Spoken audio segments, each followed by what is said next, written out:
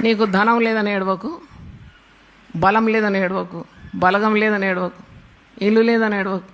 నాకు సొంత ఇల్లు లేదండి. నోర్మి ప్రాణం ఇచ్చిన దేవుని స్తుతించు.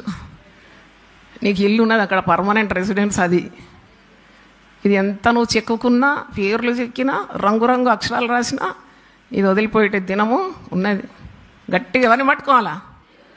సమస్తము ధారాళంగా అనుగ్రహించే దేవుని పట్టుకోవాలి. దేవునికి స్తోత్రం. ధనము వృద్ధి పొందినంత మాత్రాన జీవనానికి అది మూలము కాదు. ధనాన్ని నమ్మి దేవుని వదిలిపెట్టిన వాడిని ఏమని పిలుస్తున్నాడు దేవుడు? వెర్రివాడ, దౌ ఫూల్. నీకు ఏది ఉత్తమమైందో నీకు తెలియదు, ఏది కావాల్సిందో నీకు అర్థం కాలే, ఇంకా ఏది పట్టుకోవాలనో ఏది విడిచిపెట్టాలనో నీకు ఇంకా అర్థం కాలేదు. కాబట్టి వెర్రివాని గుంపులో నువ్వు ఉండకుండా, అందుకే దేవుని యందు భయభక్తులు కలిగి ఉండుట జ్ఞానమునకు మూలం.